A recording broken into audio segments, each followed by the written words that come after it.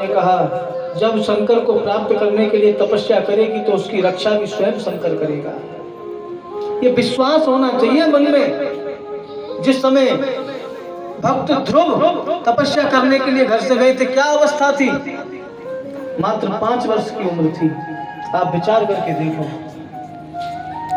घर से निकल गए तपस्या करने के लिए, रास्ते में नारद जी मिले। नारद जी ने कहा, हे लाला, कहां जा रहे हो? ध्रुव ने कहा, तपस्या करने। नारद जी ने कहा, तपस्या का नाम अभी बातों में सुन लिया है बेटा, बातों से तपस्या नहीं होती। दिन में भोजन कितनी बार करते हो? ध्रुव ने कहा, 2-3 बार तो कर ही लेता हूँ, और माता अपनी गोद में बिठा के कराए तो 4-6 बार कर लेता हूँ। नारद जी बोले, वहां माता नहीं आएगी भोजन कराने, कहां से करोगे भोजन? ध्रुव जी ने कहा, जब दांत न थे तब दूध दियो, अब दांत दिए तो अन्न मिलेगो। जब दांत नहीं थे तो माँ के स्तनों में दुग्ध दिया ना भगवान ने। ध्रुव जी कहते हैं, मेरी माँ कहती है जिसको भगवान ने जन्म देकर के भेज दिया है, उसके पालने की, उसके खाने की, उसके पीने की व्यवस्था भी वो साथ में करके भेजता है। केवल विश्वास होना चाहिए।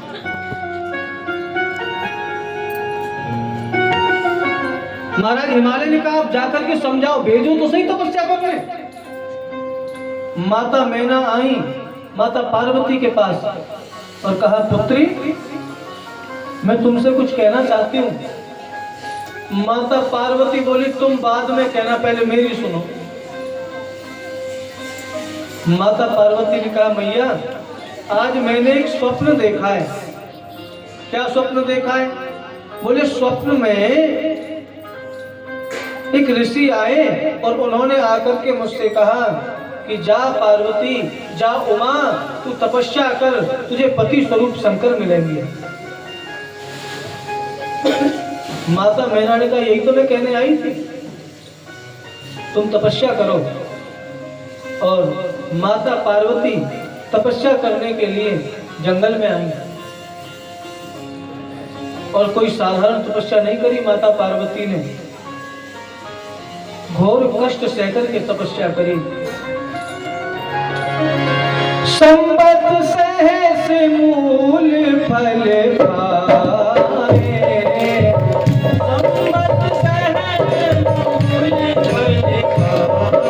पाए, संबत सहस मूल फल खाए, संबत सहस मूल फल साग खाए 7 बरस बिताए, साग खाए 7 बरस बिताए, कछु दिन भोजन बार बतासा, कछु दिन भोजन बार बतासा, किए कठिन कछु दिन उपवासा,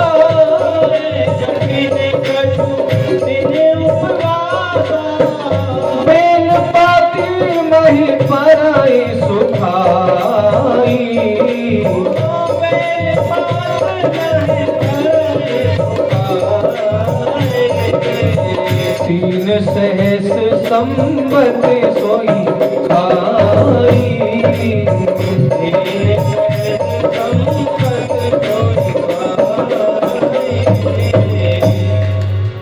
संबत सहस मूल फल खाए। 1000 वर्षों तक माता पार्वती ने क्या खाया? फल, फूल और जड़ का सेवन किया। और उसके बाद साग खाए, 7 वर्ष बिताए, 100 वर्षों तक केवल साग खाया। कछु दिन भोजन बार बतासा, उसके बाद वो भी त्याग दिया, केवल जल और वायु का आहार किया। किए कठिन कछु दिन उपवासा, कुछ दिन व्रत रह करके तपस्या करी। और उसके बाद माता पार्वती ने जो पत्ते सूख करके गिर जाते थे ना वृक्ष से, बस वही उठा करके पाती थी और तपस्या करती थी। और धीरे धीरे जब समय बीता, पुण्य परिहरे सुखाने उपरना, समय जब बीता तो माता पार्वती ने वो सूखे पत्ते खाना भी बंद कर दिया। और तब से उनका एक नाम पड़ा, क्या? बोले ओ महीनाम तब भया हूँ अपर्णा। अपर्णा नाम पड़ गया। बोली अपर्णा मैया की। और जब इतनी कठिन तपस्या करी तो आकाशवाणी हुई, भया हूँ मनोरथ सुफल तब सुन गिरिराज कुमार, परिहर दुसह गणेश सब अब मिल है त्रिपुरा। देवी तुम्हारी तपस्या सफल हो गई है, अब आप घर चली जाओ। जब आपके पिताजी आपको लेने आवे तो आप घर चली जाना। अब आप समझ लीजिएगा कि आपको पति के रूप में अवश्य ही शंकर जी मिलेंगे। माता पार्वती बड़ी प्रसन्न हुई। आकाशवाणी में आश्वासन मिल गया। आकाशवाणी ने तो यहाँ तक कह दिया, असतप काहू न कीन भवानी। ऐसी तपस्या किसी ने पहले करी नहीं जैसी माता गौरा ने करी है। और कहा जब तुम्हें लेने तुम्हारे पिताजी आवे तो आप उनके साथ चली जाना। इधर जब से माता सती ने शरीर का त्याग किया तब से शंकर जी बड़े उदास रहने लगे। आज बैठे थे शंकर जी, राम राम राम राम का सुमरन कर रहे थे, तो भगवान राम सामने ही प्रकट हो गए। और जैसे ही राम जी सामने प्रकट हुए, शंकर जी ने साष्टांग प्रणाम किया। वाह महाराज, बड़ी कृपा करी, आज तो आपने दर्शन दे दिया। तो राम जी बोले सुनो, फोकट में दर्शन देने नहीं आए आपके पास, तो एक निवेदन करने आए हैं। शंकर जी बोले निवेदन? क्या निवेदन महाराज? बोले निवेदन बस इतना सा है कि जो महाराज हिमालय हैं, महारानी मैना है, उनकी पुत्री है पार्वती, वो आपको पति स्वरूप में पाने के लिए बड़ी तपस्या करी है उन्होंने। तो हम बस ये चाहते हैं कि आप उनसे विवाह कर लो। हाँ। शंकर जी बोले भगवान, आपने मुझे ऐसे चक्रव्यूह में फंसाया है कि ना मना कर सकता हूं और ना करने का मन है। मेरा विवाह करने का मन है नहीं और आपसे मना कर नहीं सकता हूं। क्यों नहीं मना कर सकते? तो गोस्वामी जी कहते हैं, मातु पिता गुरु प्रभु की वाणी, बिना ही विचार करिए शुभ जानी। शास्त्र कहता है माता की, पिता की, गुरु की और अपने मालिक की जो भी आज्ञा हो उस पर फिर विचार नहीं करना चाहिए, उसको तुरंत कर देना चाहिए। क्यों? क्योंकि ये कभी हमारा अमंगल नहीं चाहते। कोई माता पिता अपनी संतान का बुरा चाहते हैं क्या? कोई गुरु अपने शिष्य का बुरा चाहेगा? कोई मालिक अपने सेवक का बुरा चाहेगा? और एक और बात है, अगर हम गुरु की बात में, पिता की बात में, माता की बात में संदेह करते हैं तो सर्वथा अमंगल प्राप्त होता है। और बिना संदेह करे अगर आज्ञा का पालन हम किए चले जाएं तो निश्चित समझ लेना एक दिन प्रभु प्राप्ति अवश्य होती है। मुझे एक बड़े सुंदर भक्त थे, उनकी कथा याद आई। एक भैया थे, बेचारे ये तगड़ा शरीर था उनका। ओ महाराज, अब जब शरीर ज्यादा तगड़ा था तो काम धाम कुछ होता नहीं था, और काम धाम कुछ नहीं होता था तो भैया रोज उनको ताने देते थे, भाभियां रोज ताने देती थी।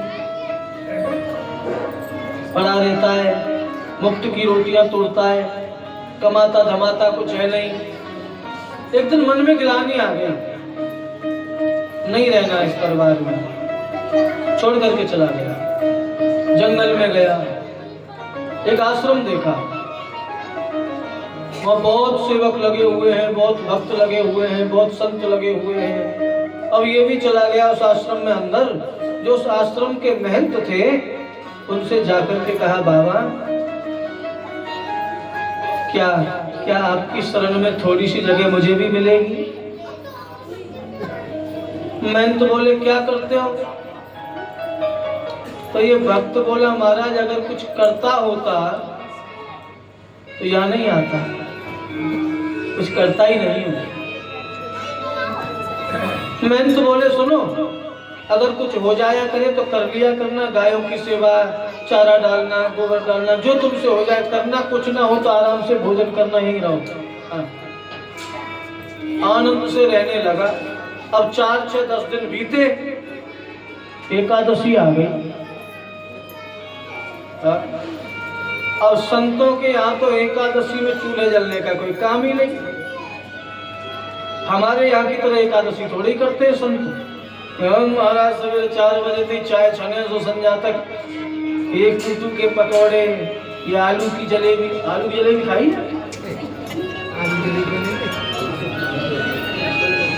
जतीपुरा आओ कभी। हाँ, गिरिराज जी की परिक्रमा लगती है ना, हाँ 7 कोस वाली, जतीपुरा में मिलती है।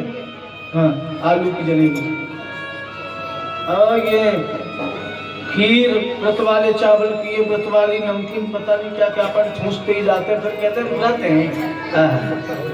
तो व्रत नहीं, वो भर्त होता है। लेकिन संतों के यहाँ तो कुछ बना ही नहीं। अब इसने देखा 8, 9, 10 बज गए, अभी तो चूल्हा सूना ही पड़ा है। ये दौड़ के गया महंत के पास, गुरुजी आज भोजन नहीं मिलेगा क्या?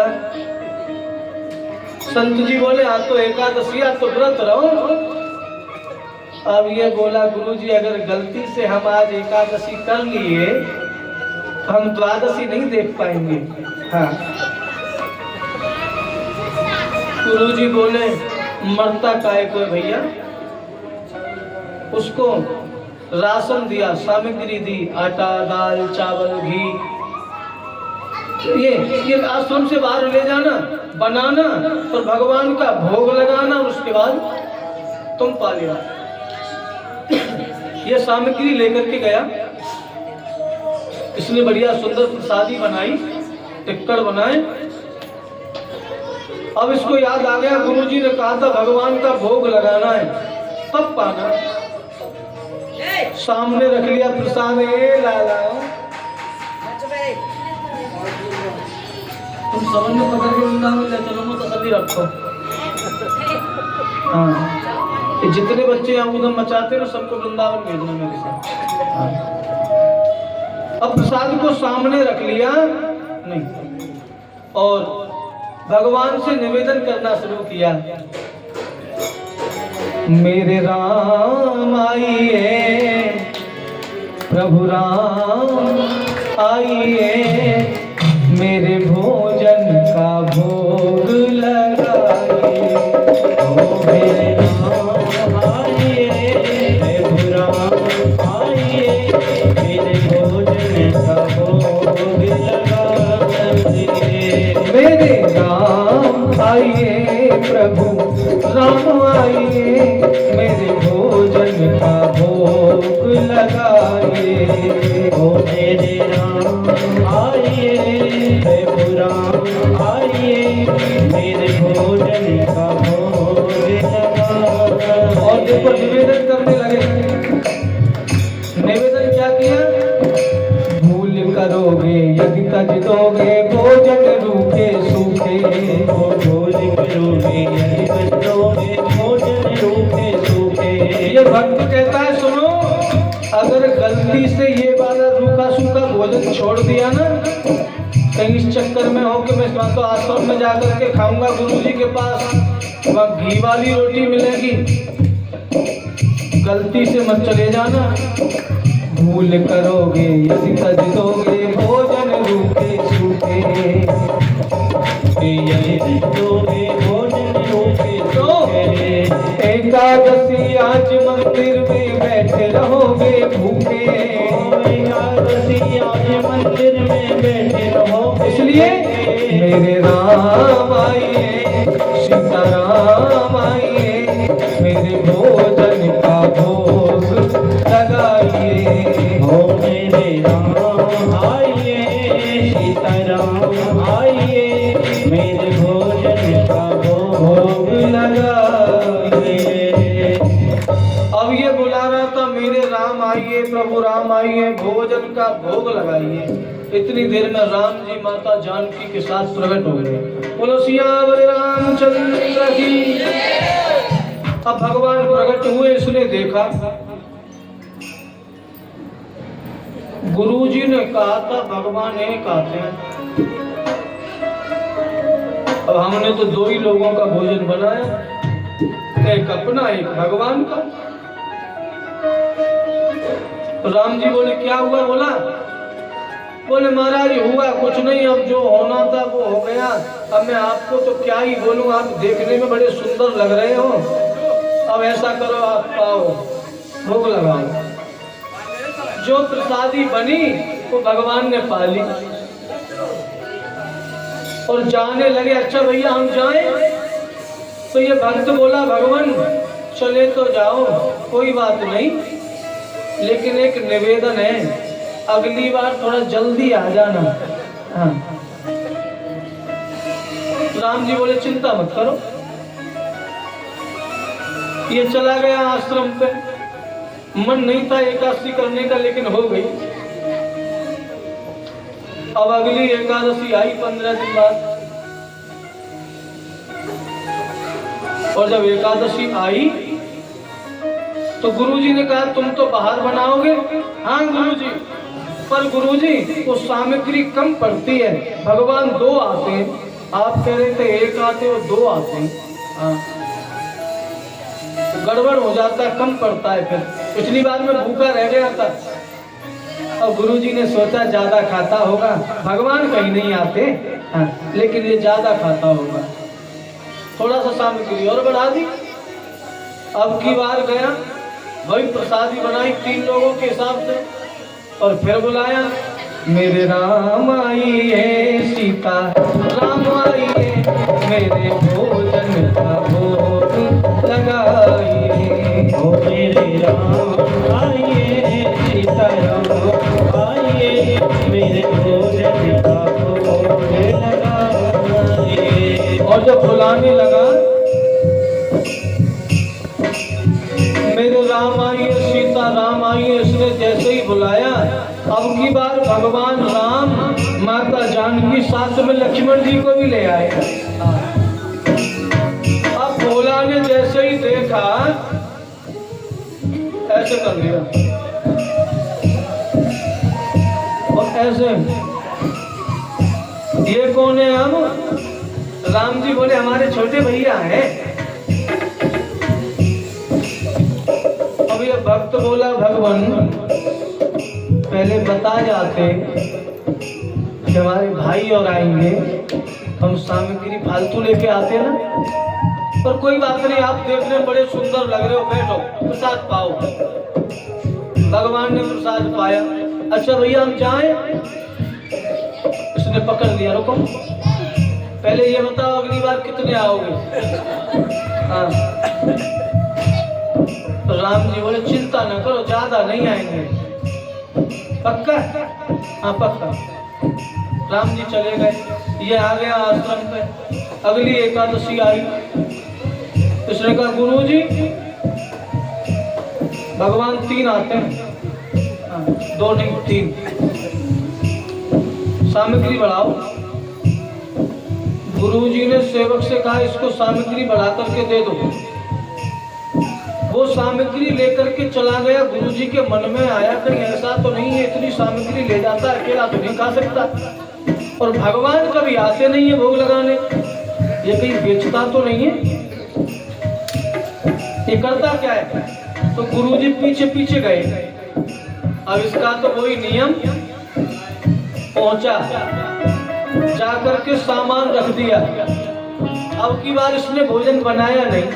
हाँ, सामग्री रख ली और भगवान को बुलाना शुरू कर दिया। मेरे राम आइए, लक्ष्मण राम आइए, सीता राम आइए, मेरे भोजन का भोग लगाइए। ओ मेरे राम आइए, लक्ष्मण राम आइए, सीता राम आइए, मेरे भोजन का भोग लगाइए। और जैसे ही इसने बुलाया, समय कम है, थोड़े थोड़े से काम चला रहे हैं। हाँ। और जैसे ही इसने बुलाया, अब की बार इसकी जैसे ही लगी भगवान के कानों पर करुण पुकार, क्षण माही प्रकट भयो दिव्य राम दरबार। हे महाराज राम जी, माता जानकी, लखनलाल, भरत जी, शत्रुघ्न, हनुमान जी। ये भक्त बोला मुझे पता था तुम गड़बड़ करोगे कुछ ना कुछ। हाँ। तो राम जी बोले लाओ प्रसाद कहाँ है? भक्त बोला प्रसाद? हमको पागल समझो हैं? मतलब भाई को लाए, पत्नी को लाए, बंदर भी हाँ? वो रखा सामान बनाओ, खाओ और खिलाओ। हाँ। और आप यकीन मानिए माता जानकी ने अपने हाथों से रसोई पकाई, भरत जी समिधा इकट्ठी करके लाए, हनुमान जी ने चौका लगाया, शत्रुघ्न साग अमनिया कर रहे हैं। और जैसे ही माता जानकी ने रसोई पकाई, करोड़ों हाथ पृथ्वी फोड़ करके बाहर आ गए, हमें भी दो, हमें भी दो, हमें भी दो। गुरुजी देख रहे थे, उसने बनाया तो कुछ है नहीं, बेचा भी कहीं नहीं, सामग्री रख रखी है।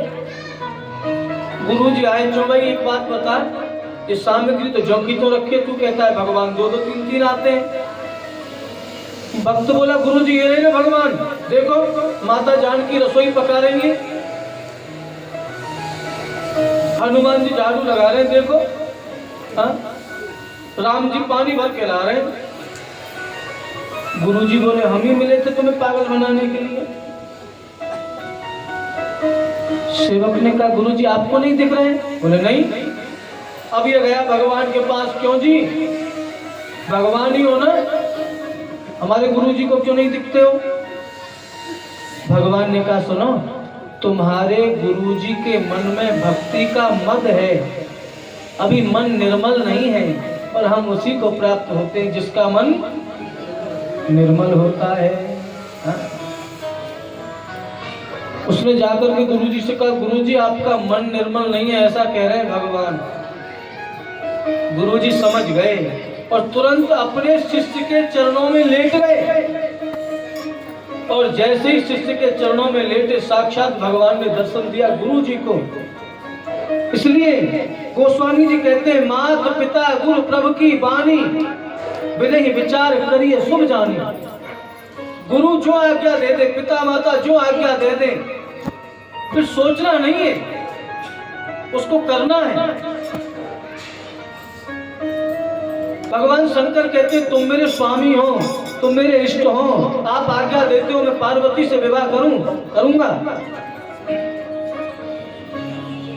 सप्त ऋषियों को बुलाया और सप्त ऋषियों से कहा कि जाओ जाकर के पार्वती की परीक्षा लेकर के आओ, क्या वास्तव में वो तपस्या करने के बाद भी मुझे पति रूप में चाहती है या केवल दिखावा कर रही है। सप्त ऋषि गए माता पार्वती के पास और जाकर के कहा देवी ये तपस्या किस लिए कर रही हो? माता पार्वती बोली मैं भगवान शंकर को पति के रूप में प्राप्त करने के लिए तपस्या कर रही हूं। सप्तऋषि जोर से हंसने लगे। किसके लिए? दोबारा बोलो। माता पार्वती ने कहा भगवान शंकर को पति के रूप में प्राप्त करने के लिए तपस्या कर रही हूं। सप्तऋषि बोले ये ज्ञान आपको कोई नारद जी ने तो नहीं दिया था? माता पार्वती बोली हाँ नारद जी मेरे गुरु हैं, उन्हीं ने कहा था मुझसे। सप्तऋषि बोले बस हो गया बेड़ा गर्क। हाँ? तुमने नारद जी की बात मान ली। अरे नारद की बात मान के कभी किसी का भला नहीं हुआ देवी, तुम गलती कर रही हो नारद की बात मान करके। माता पार्वती बोली किसने कहा कि भला नहीं हुआ? सप्तऋषि बोले हम उदाहरण देते। बोले बताओ। बोले सुनो, महाराज दक्ष के यहाँ 100 पुत्र हुए थे और नारद जी ने जाकर के उपदेश कर दिया तो 100 के 100 बाबा हो गए। चित्रकेतु महाराज की 100 रानियां थी, कोई संतान नहीं थी। जैसे तैसे करके सबसे छोटी रानी पे एक पुत्र हुआ। अब बाकी की जो 99 रानियां थी उनको जलन होने लगी, हमको संतान नहीं, उसको संतान से मिलकर के जहर देकर के उस पुत्र को मार दिया। अब जब वो पुत्र मरा तो राजा चित्रकेतु रोने लगा, मेरा पुत्र मार दिया।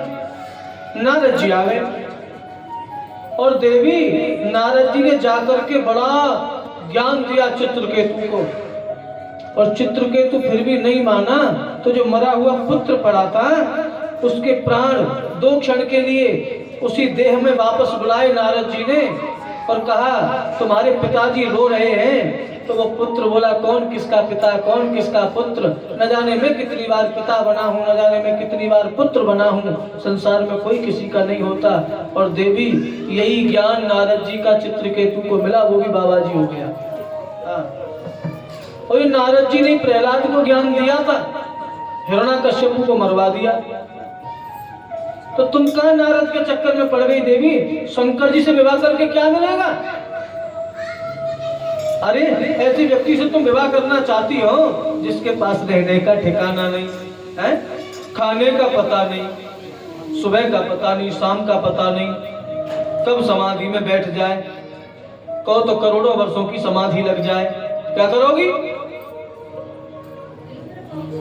पार्वती बोली सुनो, मेरे गुरु ने मुझे ज्ञान दिया है, मैं आपकी बातों में आने वाली नहीं हूं। सप्तऋषि बोले सुनो, हम तो आपके भलाई के लिए कह रहे हैं, अभी भी अगर आप चाहो, सप्तऋषि कह रहे हैं आज भी अगर आप चाहो, आज वो मानो कहा हमारा, हम तुमको ऊपर नीक विचारा, हम तुमको एक से एक अच्छा दूल्हा बता सकते हैं। हाँ। पार्वती जी बोली बताना जरा।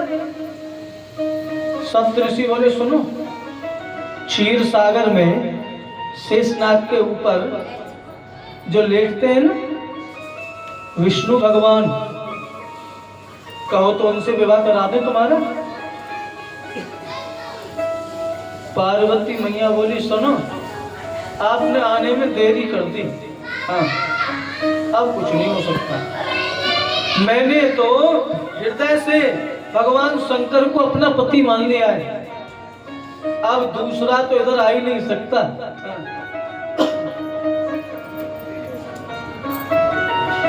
क्योंकि कहते हैं ना, एक बार जिसको हृदय से अपना मान लिया जाए तो दूसरे के लिए स्थान बचता नहीं। काजर डारो किरकिरा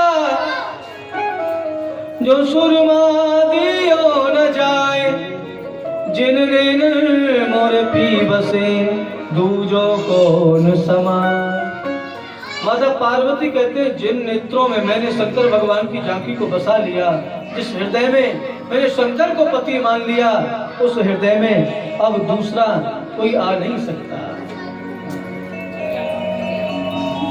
उद्धव ने कितना समझाया था गोपियों को, छोड़ दो कृष्ण को, क्या रखा है? तो गोपियों ने भी क्या कहा, ऊधो मन न भये 10-20, एक होत्यो सो गयो श्याम संग को आराधे ईश। माता पार्वती कहती अब नहीं। तो सप्तऋषि समझ गए कि पूर्ण विश्वास के साथ माता पार्वती ने तपस्या करी है। लौट करके आए भगवान शंकर के पास, कहा भगवान माता पार्वती का विश्वास अटल है, अचल है, इसलिए आपको उनसे विवाह कर लेना चाहिए। और वही सप्तऋषि महाराज हिमालय के पास गए, जाकर के कहा अपनी पुत्री को लेकर के घर आओ। महाराज हिमालय गए, महारानी मैना गई, माता पार्वती को जंगल से लेकर के घर आए। बड़ा स्वागत सम्मान किया माता पार्वती का।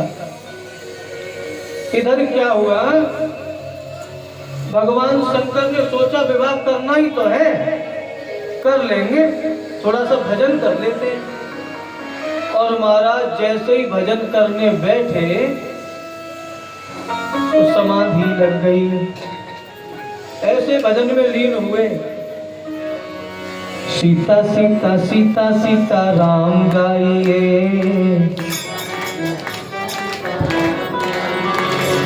सीता सीता सीता सीता राम गाइए, सीता सीता सीता सीता राम गाइए, राधे राधे राधे राधे श्याम गाइए, राधे राधे राधे राधे श्याम गाइए, राधे राधे राधे राधे श्याम गाइए, राधे राधे राधे राधे श्याम गाइए, सीता राम गाइए, सीता राम गाइए, राधे श्याम गाइए, राधे श्याम गाइए, सीता राम राधे श्याम सीता राम गाइए, सीता राम राधे श्याम सीता राम गाइए, सीता सीता सीता सीता राम गाइए, ओ सीता सीता सीता सीता राम गाइए, राधे राधे राधे राधे श्याम गाइए, ओ राधे राधे राधे राधे श्याम। हरि हरि बोल। भाव से ताली सेवा करते हुए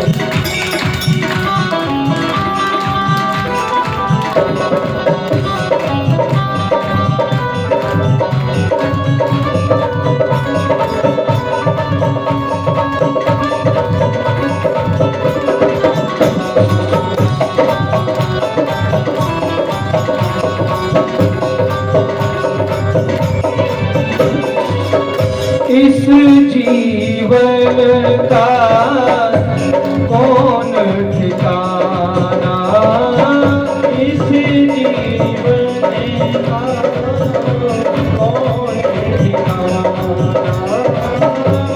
कब तक अपना कब है बेगाना, कब तक अपना कब है बेगाना, इस जीवन का कौन ठिकाना, इस जीवन का कौन ठिकाना, कब तक अपना कब है बेगाना। कब तक अपना कब है इसलिए क्या करो, धीरे धीरे धीरे धीरे राम जी का प्यार पाइए, धीरे धीरे राम जी का प्यार पाइए, सीता सीता सीता सीता राम गाइए, सीता सीता सीता सीता राम गाइए, राधे राधे राधे राधे श्याम गाइए, राधे राधे राधे राधे श्याम गाइए, और अंतर मन में सुमिरन कर ले, अंतर मन में सुमिरन करे, प्रेम अमृत से जीवन भर ले, प्रेम अमृत से जीवन भर ले, वो अंतर मन में सुमिरन कर ले, अंतर मन में सुमिरन करे, प्रेम अमृत से जीवन भर ले। प्रेम अमृत से जीवन भर और ले, अरे धीरे धीरे राम जी का प्यार पाइए, धीरे धीरे राम जी का प्यार पाइए, सीता सीता सीता सीता राम गाइए, सीता सीता सीता सीता राम गाइए, सीता राम गाइए, सीता राम गाइए, राधे श्याम गाइए, राधे श्याम गाइए, सीता राम राधे श्याम सीता राम गाइए, सीता राम राधे श्याम सीता राम गाइए, राधे श्याम सीता राम राधे श्याम गाइए, सीताराम राधे श्याम गाइए। बोलो सीता सीता सीता सीता राम गाइए, सीता सीता सीता सीताराम गाइए। राधे राधे राधे राधे श्याम गाइए, राधे राधे राधे राधे श्याम गाइए। बोलिए सीताराम भगवान की। अब भगवान समाधि में बैठ गए शंकर जी। अब देवता बड़े परेशान, बोले जैसे तैसे तो विवाह के लिए राजी किए, फिर समाधि में बैठ गए। प्रेम से बोलो जय श्री राम। अच्छा जी बताओ, कथा पल्ले तो पढ़ रही है ना, समझ में आ रही है ना? कौन कौन समझ में आ रही है? हाथ खड़े करके बताओ।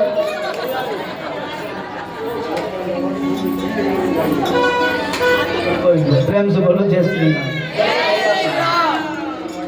शंकर जी समाधि में बैठ गए। सुने, ये भगवान के विवाह का प्रसंग है। और उसी समय एक राक्षस पैदा हुआ जिसका नाम है तारकासुर। और इस राक्षस ने क्या किया, देवलोक पर आक्रमण कर दिया, देवलोक को जीत लिया। देवता परेशान है, ये संतों को कष्ट देता है। अच्छा, इसने तपस्या करी थी ब्रह्मा जी की, और ब्रह्मा जी से वरदान क्या मांगा था? इसने वरदान मांगा था कि मैं शंकर जी के पुत्र के हाथों से मरूं। तो यही वरदान क्यों मांगा? क्योंकि उसको पता था सती जी तो मर चुकी हैं, पत्नी है ही नहीं शंकर जी की। और जब पत्नी नहीं है तो पुत्र क्या इंटरनेट से डाउनलोड थोड़ी करेंगे, हैं? इसलिए सोचा विवाह शंकर जी करेंगे नहीं, पुत्र पैदा होगा नहीं, और जब पुत्र नहीं होगा तो मैं मरूंगा नहीं। प्रेम से बोलो जय श्री राम। हाँ, अब तो ये अत्याचार करने लगा। और जब ये अत्याचार करने लगा तो देवता व्याकुल हुए। देवता व्याकुल हुए तो ब्रह्मा जी के पास गए, बोले महाराज क्या करें?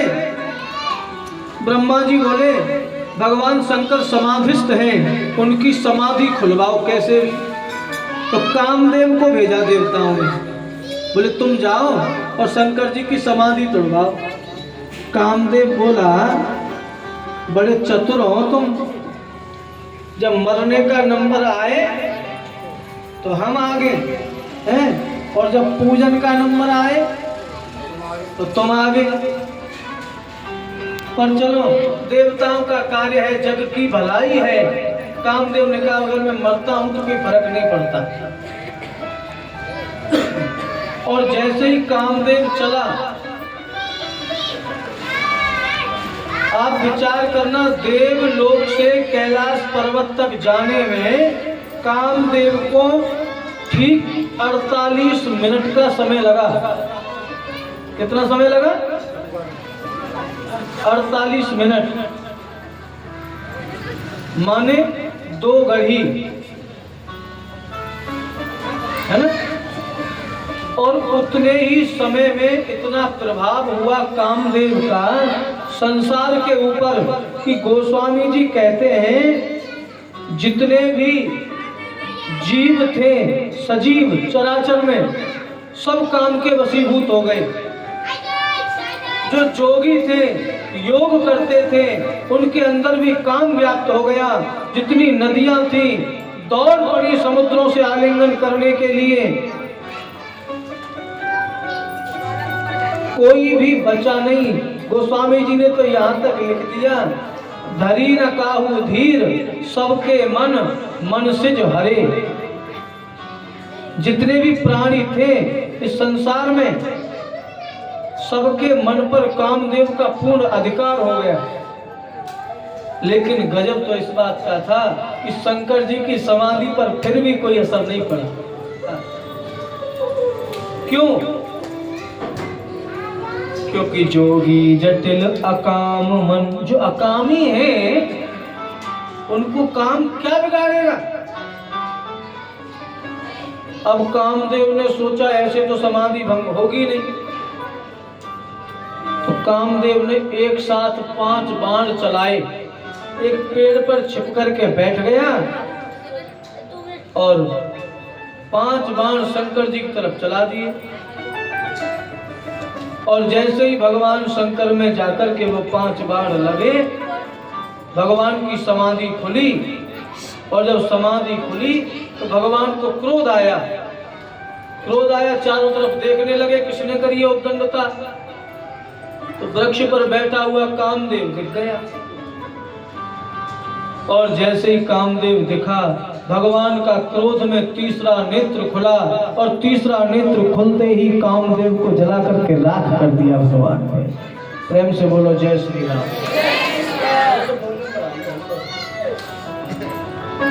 हाँ। अब कामदेव जल करके राख हो गया। तो जो लोग काम के वशीभूत हुए थे वो मुक्त हो गए। अब ये बात रति को पता चली, जो कामदेव की पत्नी है, कि मेरे पति को तो जला दिया शंकर जी ने।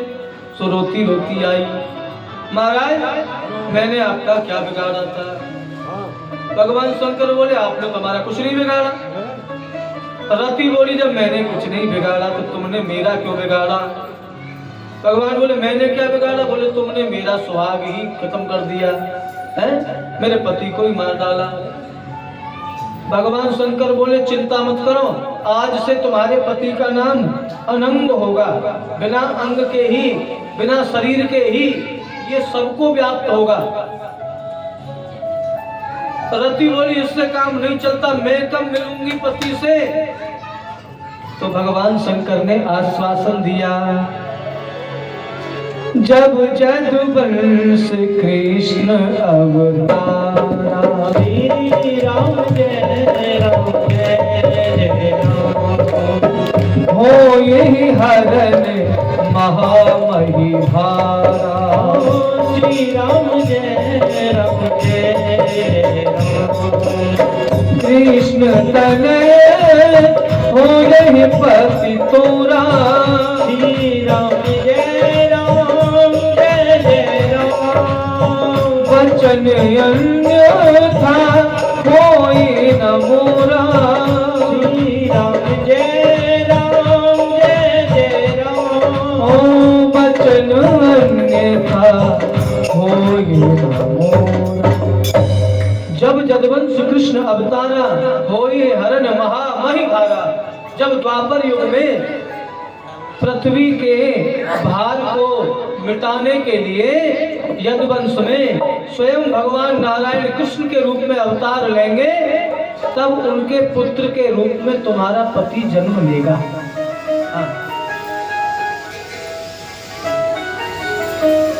आश्वासन दिया, रति चली गई।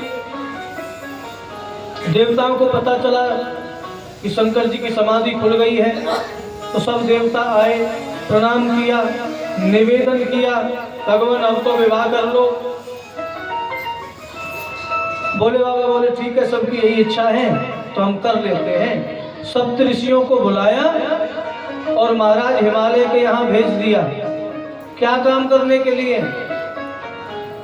महाराज हिमालय को ये बताने के लिए कि शंकर जी विवाह के लिए तैयार हैं।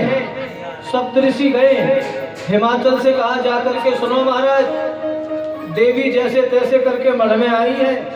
हाँ, जैसे तैसे हाँ करिए शंकर जी ने, देरी मत करो। हिमाचल बोले क्या करूं? बोले लग्न पत्र का हमारे साथ ही भेज दो। हाँ। बड़े सुंदर भाव से शुभ मुहूर्त में महाराज हिमाचल महारानी मैना ने बैठ करके माता पार्वती की लग्न लिखवाई और सप्त ऋषियों के हाथ में थमा दी, लो महाराज ले जाओ। शादी की तिथि निश्चित हो गई। भगवान शिव की शादी कब हुई थी? तो हम लोग शिवरात्रि वाले दिन बारात निकालते हैं। शिवरात्रि वाले दिन भगवान का विवाह नहीं हुआ था।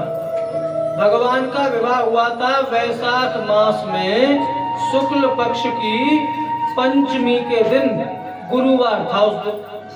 हाँ, तिथि निश्चित हो गई। अच्छा सुनो, किसी कार्यक्रम का जब समय फिक्स कर देते हैं तो फिर समय जाने में समय नहीं लगता, फिर तो ऐसा लगता है ये आ गई डेट। हाँ,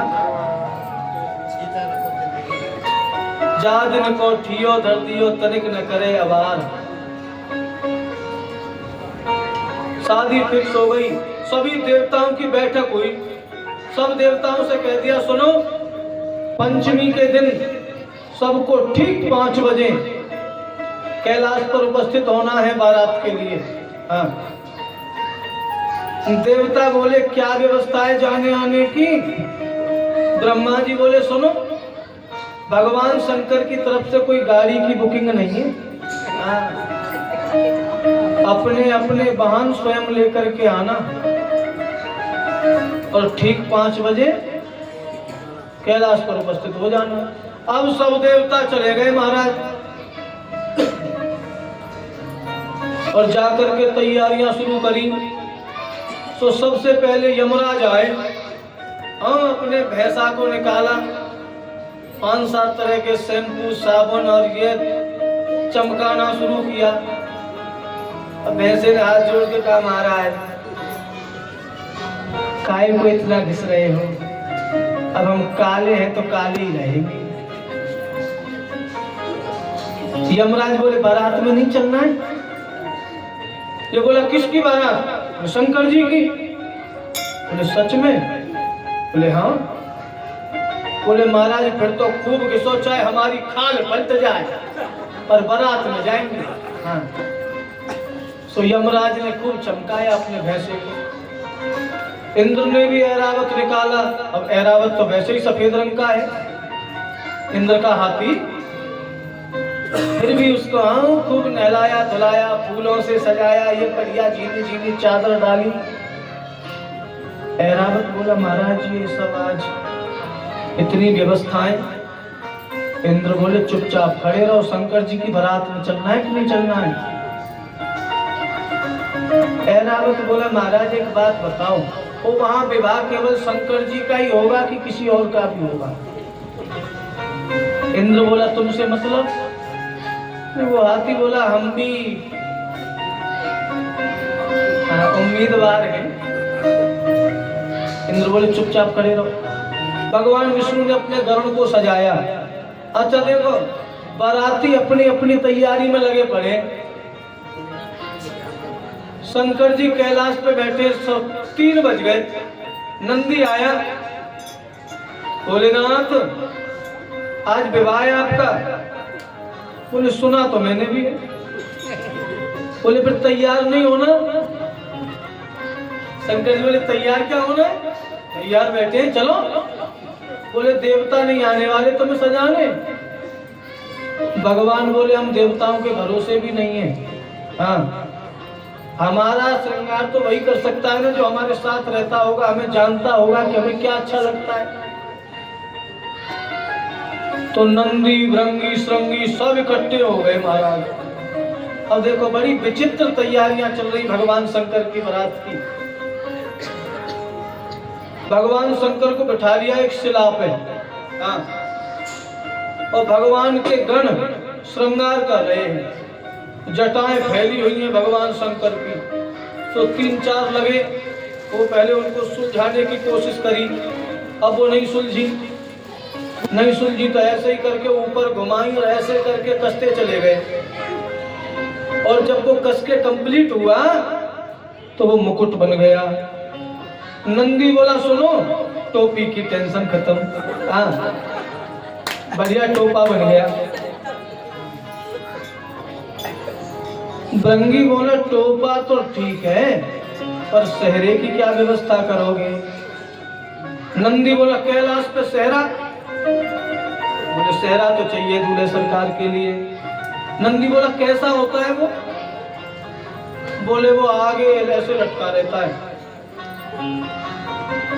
नंदी बोला तुम 5 मिनट रुको, अभी व्यवस्था करते हैं सेहरे की। नंदी गए भागे भागे, ओ एक साइड में 400-500 सांप नृत्य कर रहे थे ऐसे ऐसे करके। नंदी ने जाके डांटा, ये क्या कर रहे हो?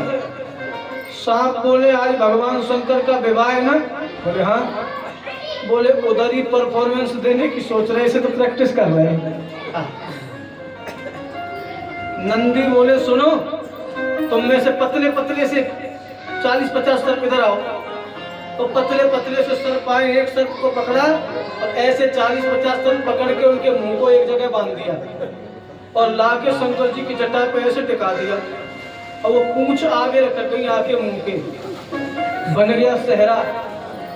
शंकर जी ने ऐसे करके पूंछ हटाई, नंदी से पूछे ये क्या है? नंदी बोले महाराज ये सहरा है, इसको मोर बोलते, मोर। शंकर जी बोले ये कैसी मोर है? नंदी बोले ये कॉपी प्रोटेक्टेड मोर है, इसकी कोई कॉपी नहीं कर सकता। हाँ, आजकल मार्केट में कोई भी नई चीज आ जावे तुरंत उसकी नकल आ जाती है, तुरंत डुप्लीकेट। नंदी कहता है इसका डुप्लीकेट बना के दिखाओ। हाँ? श्रृंगी बोला और सब तो ठीक है पर थोड़ा सा मेकअप हो जाता शंकर जी का। नंदी बोले मेकअप में क्या करते हैं? बोले वो पाउडर लगाते हैं थोड़ा सा। अब कैलाश का पाउडर कहाँ से आवे? तो नंदी जी गए दौड़ के शमशान घाट, सफेद सफेद सी राख जितनी मिली उठा के लाए। और सुनो, एक तो होता है लगाना, इन्होंने लगाई नहीं शंकर जी को, शंकर जी के ऊपर थोप दिया उसको लाके। हाँ, और शंकर जी भी जैसी लगी ना भस्मी, बोले अब मैं कैसा लग रहा है? नंदी बोले बाबा अलग ही छवि आ रही है। श्रृंगी बोले कुछ कुंडल वुंडल, तो पीले कलर के सांपों को पकड़ के लाया श्रृंगी और ऐसे गोल किया, लटका दिया कानों में। एक सांप था करीब 2.5-3-4 हाथ का, उसको ऐसे करके बाबा के लगा दिए, जमे हुए बाबा। अब बाबा तैयार। नंदी बोला कंगन पहना हो, बाजूबंद पहना हो, कुछ कंकन किनकिन पहरे ब्याला। भगवान ने कंगन की जगह पर भी सर्प लपेटा, जब पहुंची जो पहनी जाती है वो भी सर्प लपेटा, कुंडल भी सर्पों के, हार भी सर्पों के, जनेऊ भी सर्पों का। तैयार हो गए शंकर जी। भृंगी बोला बाबा एक बार खड़े होके दिखाना जरा। और बाबा जैसे ही खड़े हुए, नंदी तुरंत बोला राम राम राम राम राम। ऐसे जाओगे? बाबा बोले क्या हुआ? बोले जरा देखो नीचे, दिगंबर बन के जाओगे क्या? कोई तो वस्त्र पहन लो। शंकर जी बोले हम तो ऐसे ही रहते। नंदी बोला अपने घर में रहते हो, क्यों बेइज्जती कराने को तुले हो? ससुराल जा रहे हो तुम? हाँ। इतनी देर में श्रृंगी ने ला करके वो मृग छाल रखी थी जिस पर बैठे थे शंकर जी, वही उठाई कमर में लपेट दी और जैसे ही छोड़ी वो नीचे गिर गई। अब इसको कौन पकड़े? किसी की ड्यूटी लगानी पड़ेगी। एक सांप को पकड़ा और ऐसे घुमा के मृगशाल के ऊपर से ऐसे लपेटा लगा दिया और उसने कहा सुनो, पूरी बारात की इज्जत तुम्हारे हाथ में है। हाँ, तुम जरा सा इधर उधर खिसके पूरा मामला गड़बड़, कहीं पता चले शंकर जी फेरों के लिए खड़े हों और तुम खिसक जाओ। अब उस सांप ने कहा चिंता ना करो महाराज, हम कहीं नहीं जाएंगे। हाँ? बड़ी सुंदर बारात तैयार हुई। ठीक 5 बजे देवता आ गए। अभी घड़ी मत देखना, अब तो 5:30 हो रहे हैं। और अब हम बारात को भोजन करा के भगवान शंकर को डबल करके छोड़ेंगे। हाँ, चाहे बच जाओ 9, सही है ना? ठीक 5 बजे देवता उपस्थित हो गए अपने समय पर। और जैसे ही देवता आए, अच्छा सुनो, देवता ही देवता नहीं थे, विद फैमिली निमंत्रण था। हाँ, देवियां भी आई और देवियों ने आते ही अपने अपने विमानों से उतरी, वाहनों से उतरी और एक दूसरे से बोली सुनो, दूल्हे सरकार को तो देखो कैसे लग रहे हैं, कहाँ है? एक गण घूम रहा था शंकर बाबा भगवान का, उसको बुलाया इधर आओ भाई साहब, इधर आओ ना। जी देवी जी, वो दूल्हे सरकार कहाँ है? बोले उधर सामने वो बैठे हैं। अच्छा, तभी तो उसने इशारा किया कि उधर सामने बैठे हैं। तभी शंकर भगवान ने ऐसे करके सांपों को हटाया, ये आवाज किसकी आ रही है। और जैसे ही देवियों ने देखा, ओहो महाराज, अब तो हंसी के मारे उनका पेट फटने लगे। ये महाराज, ये कैसा श्रृंगार किया है। भगवान विष्णु आए और जैसे ही देखा शंकर जी के श्रृंगार को, तो भगवान विष्णु बोले, सुनो, बर अनुहार बरात न भाई। जिस हिसाब से दूल्हे सजे हैं, इनके हिसाब से बारात अच्छी नहीं है। हाँ, जितने सुंदर हमारे दूल्हे सरकार हैं, उतनी सुंदर बारात नहीं है। ब्रह्मा जी, इंद्र भगवान विष्णु को एक कोने में ले गए। बोले, सुनो महाराज, जिस हिसाब से शंकर भगवान सज के चल रहे हैं ना, अगर ये पहले पहुंच गए ससुराल में, तो हम जो रसगुल्लों की उम्मीद लगा के जा रहे हैं ना, वहाँ रायता भी नहीं मिलना। हाँ, इनको देख लेंगे ससुराल वाले को, फिर भोजन कराएंगे क्या। इंद्र बोला, सुनो, पहले निकल लेते हैं, जाके नाश्ता तो कम से कम मिलेगा, ये आते रहेंगे। सब देवता अपने अपने वाहन विमान लेकर के बारात को पहले ही चले गए। हाँ, और जब बारात चली गई, सब देवता चले गए, नंदी ने कहा शंकर जी से, सुनो, इनके ऊपर फूलते थे ना तुम, ऐसी बारात है तुम्हारी, ये तुम्हारे संग के लिए भी नहीं रुके। शंकर जी बोले, हमें चिंता किस चीज की है। बोले, क्या करोगे बारात। शंकर जी बोले, बुलाओ अपनी वाली बारात।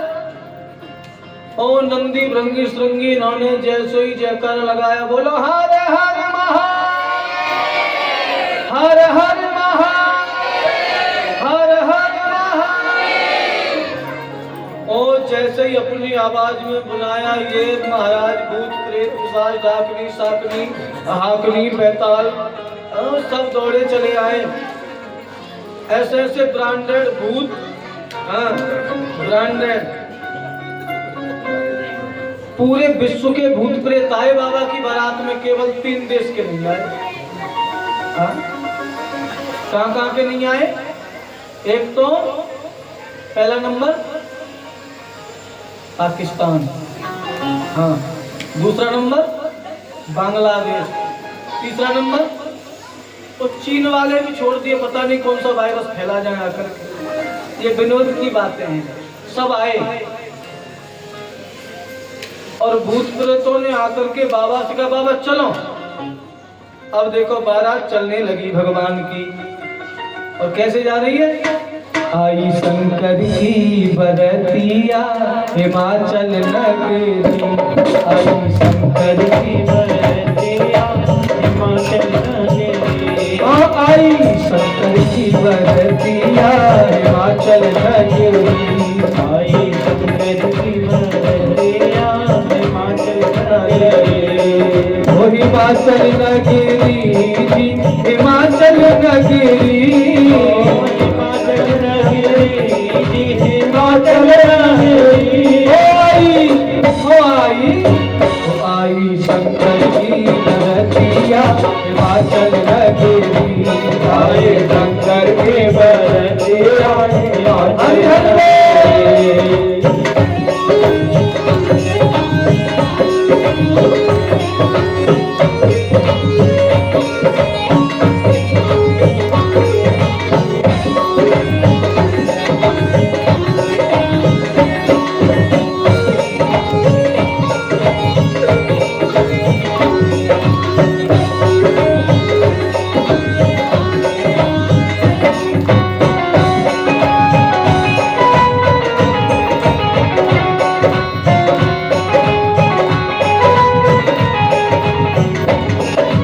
कोई बराती कद का छोटा, कोई लंबा कोई मोटा, कोई बराती कद का छोटा, कोई लंबा कोई मोटा, कोई बराती कद का छोटा, कोई लंबा कोई मोटा, कोई बराती कद कोई लंबा कोई मोटा, किसी के सर पे चार भुजाएं जैसे कोई लोटा, किसी के सर पे चार भुजाएं जैसे कोई लोटा। मेरी सी कमरिया हिमाचल नगरी, आई शंकर की बरतिया हिमाचल नगरी, हिमाचल नगरी जी, हिमाचल नगरी, हिमाचल नगरी, हिमाचल नगरी। आई शंकर की बरतिया हिमाचल नगरी, आई शंकर की बरतिया हिमाचल नगरी।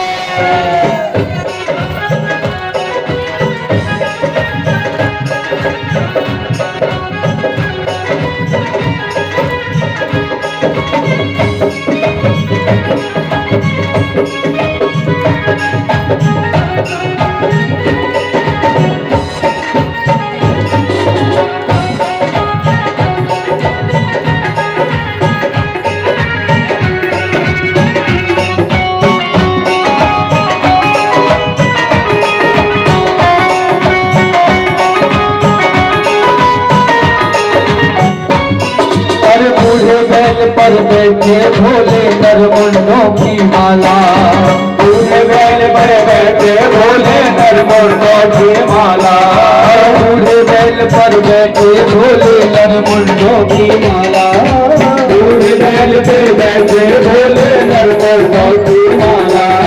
कोई चढ़ा है चूहे पर हाँ, कोई चढ़ा है चूहे पर हाँ, कोई है हाथी वाला, कोई चढ़ा है चूहे पर हाँ, कोई है हाथी वाला। होली काली सी सूरतिया हिमाचल नगरी, आई गगन की बरतिया हिमाचल नगरी, हिमाचल नगरी जी, हिमाचल नगरी, हिमाचल नगरी, हिमाचल नगरी। आई शंकर की बरतिया हिमाचल नगरी, आई शंकर की बरतिया हिमाचल नगरी।